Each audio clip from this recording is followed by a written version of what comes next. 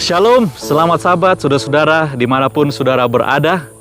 Saya berdoa dan berharap tentunya saudara dalam keadaan sehat dan dalam lindungan Tuhan yang Maha Kuasa. Bersama dengan saya, Pendeta Meiki Lapasiang, dalam Sabat Sermon Program dari Heavenly Light Ministry. Saudara sekalian, judul pembahasan kita pada Sabat ini adalah Ada Tertulis.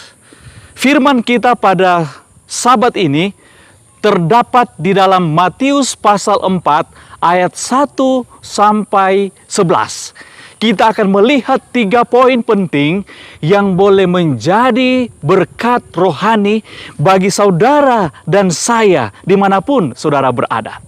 Saudara sekalian, 3 pencobaan Yesus yang dicatat dalam kitab Matius pasal 4 ayat 1 sampai 11. Dan ketika kita akan mempelajari ini akan benar-benar boleh menjadi pedoman di dalam hidup kita. Karena ini adalah realita hidup yang sering kita temui di dalam hidup kita setiap hari. Saudara sekalian, di dalam kitab Mazmur pasal 1 ayat 1 sampai 3 disebutkan di sana demikian firman Tuhan. Berbahagialah orang yang tidak berjalan menurut nasihat orang fasik, yang tidak berdiri di jalan orang berdosa, dan yang tidak duduk dalam kumpulan pencemooh.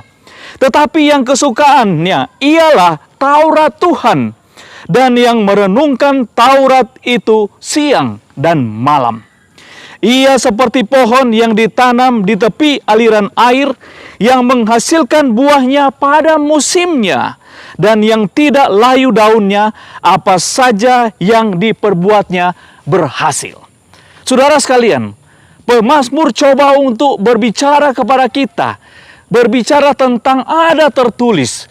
Ketika kita selalu merenungkan firman Tuhan setiap hari, kita digambarkan seperti pohon yang ditanam di tepi aliran air, yang selalu menghasilkan buah yang luar biasa.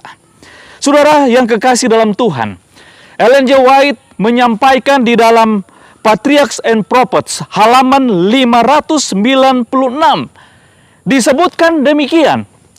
Adalah hukum pikiran bahwa pikiran secara pelan-pelan menyesuaikan diri kepada hal-hal yang biasa dipikirkannya.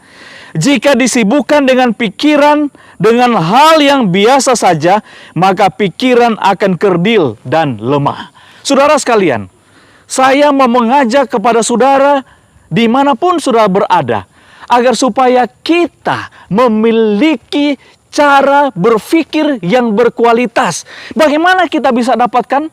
Melalui firman Tuhan. Ada tertulis, kita akan pelajari satu persatu.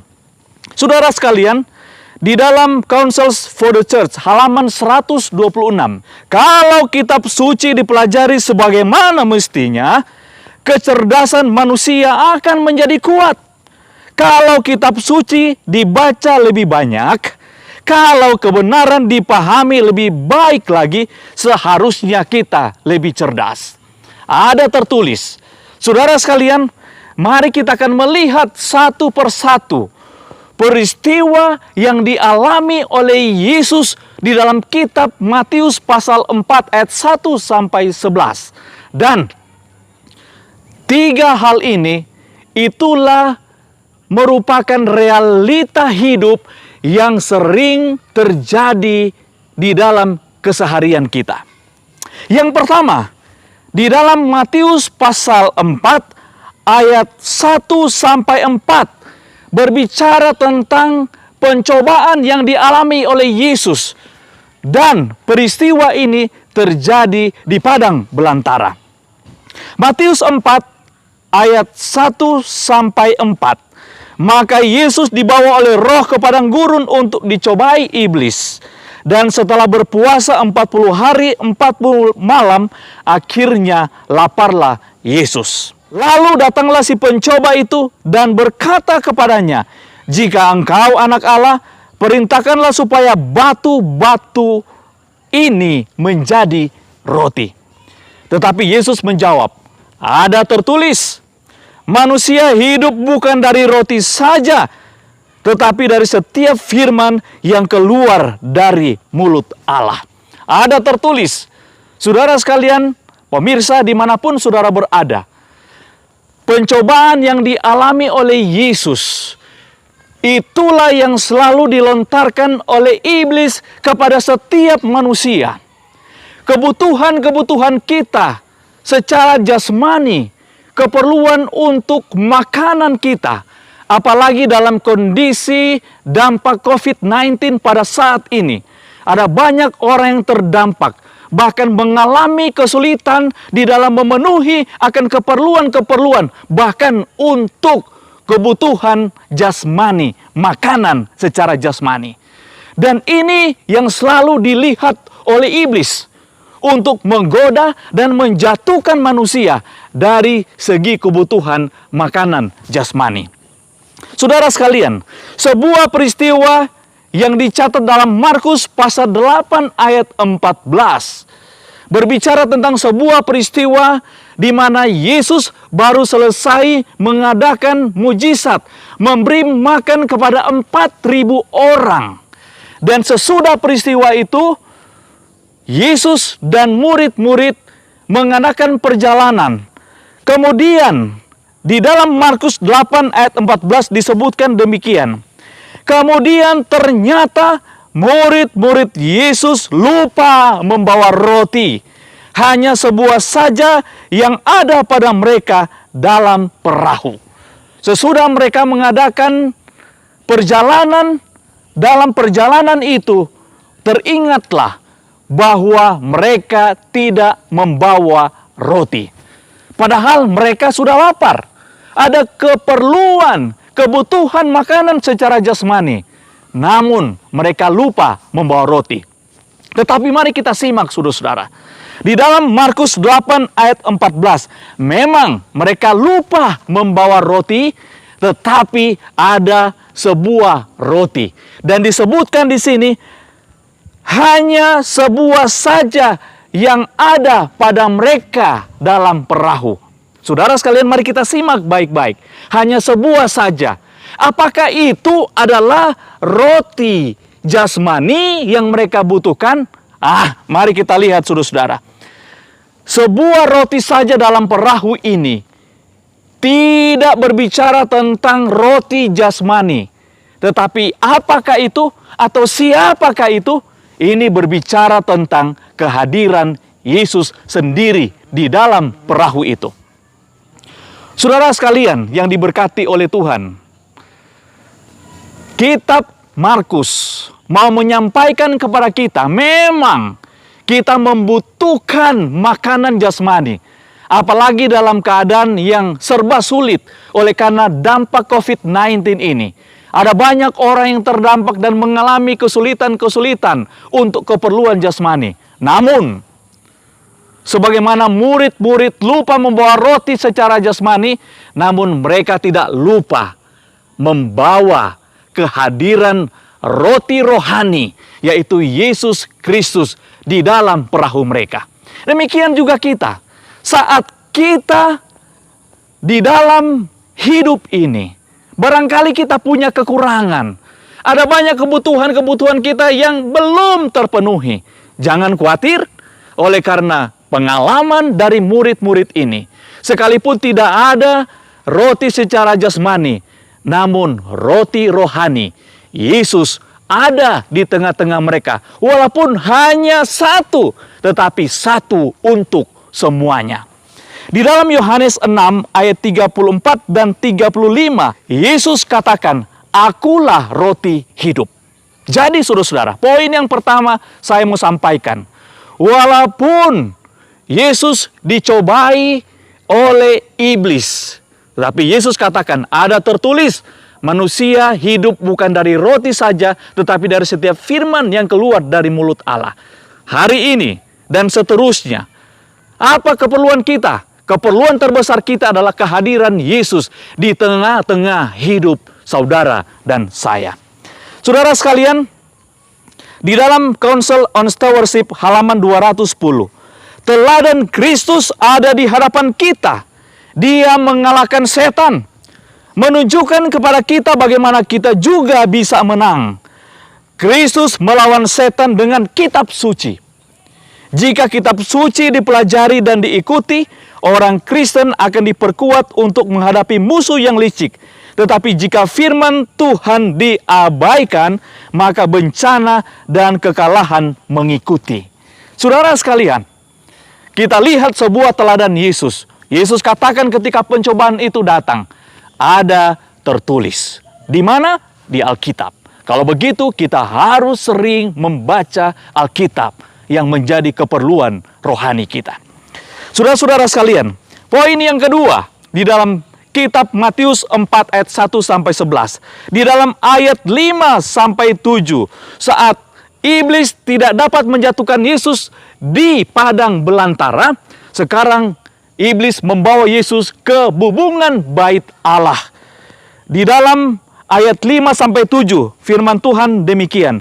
Kemudian iblis membawanya ke kota suci dan menempatkannya dia di bubungan bait Allah.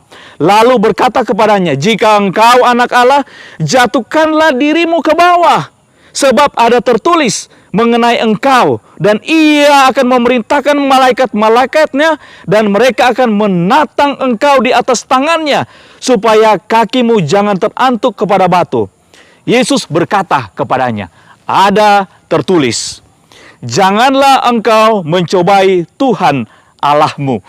Lagi-lagi, Yesus menolak pencobaan yang dilontarkan oleh iblis kepada Yesus. Di mana, saudara-saudara? Di bait Allah. Ketika kita berada dalam kumpulan, dalam lingkungan gereja, bait suci, saudara sekalian, bukan berarti itu adalah tempat yang aman. Iblis bisa ada di sana untuk membawa saudara dan saya jatuh di dalam dosa. Bukan berarti ketika kita ada dalam perbaktian, kita sudah aman. Tidak. Iblis selalu merongrong untuk menjatuhkan saudara dan saya. Tetapi sebagaimana Yesus katakan, ada tertulis, janganlah engkau mencobai Tuhan Allahmu. Inilah yang harus kita gunakan di dalam menolak pencobaan. Kemudian, saudara-saudara, yang terakhir, poin yang ketiga dari Matius 4 ayat 1 sampai 11. Di ayat 8 sampai 10. Di sana berbicara tentang iblis membawa Yesus ke gunung yang sangat tinggi. Kemudian menunjukkan kerajaan dunia dengan kemegahannya. Saudara sekalian, kalau kita menang pada satu pencobaan, kemudian kita juga menang pada pencobaan yang berikutnya, jangan kita merasa aman. Karena pencobaan yang selanjutnya pasti akan lebih hebat dari pencobaan yang pertama dan yang kedua. Saudara sekalian, coba kita perhatikan letak geografisnya. Pertama, Yesus di padang belantara. Yang kedua, naik sedikit di bubungan bait Allah. Dan yang ketiga, dibawa ke puncak gunung yang tinggi. Artinya, ini menggambarkan tentang semakin tingginya pencobaan-pencobaan yang dilontarkan iblis kepada Yesus. Namun, Yesus selalu menolak. Dia katakan, ada tertulis. Saudara sekalian, di pencobaan Yesus yang ketiga, dia menunjukkan kerajaan dunia. Dia menunjukkan kemegahan harta dunia. Dan bukan sedikit orang yang jatuh melaluinya. Tetapi Yesus memberikan teladan kepada kita. Di dalam Matius 4 ayat 8 sampai 10. Demikian firman Tuhan. Dan iblis membawanya pula ke atas gunung yang sangat tinggi dan memperlihatkan kepadanya semua kerajaan dunia dengan kemegahannya dan berkata kepadanya, semua itu akan kuberikan kepadamu jika engkau sujud menyembah aku. Maka berkatalah Yesus kepadanya, enyahlah iblis, sebab ada tertulis, engkau harus menyembah Tuhan Allahmu, dan hanya kepada Dia sajalah engkau berbakti. Saudara sekalian, kemegahan, harta dunia, kerajaan dunia itu menjadi sarana iblis untuk menjatuhkan umat-umat manusia. Pastikan bahwa kita tidak bisa ditipu oleh tipu muslihat iblis. Yesus menolak 3 pencobaan ini dengan dia berkata, ada tertulis. Saudara sekalian, sebagai penutup dari renungan kita pada Sabat ini, dalam Matius 4 ayat 11 dikatakan demikian, lalu iblis meninggalkan dia, dan lihatlah malaikat-malaikat datang melayani Yesus. Saudaraku, kita lihat Yesus menang dari pencobaan. Dan teladan Kristus ini akan boleh menjadi pelajaran bagi kita. Bagaimana kita bisa menang? Bergantung kepadanya melalui membaca firman Tuhan untuk boleh menjadi pedoman dan tuntunan bagi kita sekalian. Mari kita menutup renungan kita pada Sabat ini dengan doa. Ya Tuhan Allah Bapa kami di sorga, kami mengucap syukur atas berkat hari Sabat. Kami mengucap syukur atas hari yang istimewa, di mana kami boleh menyembah Engkau.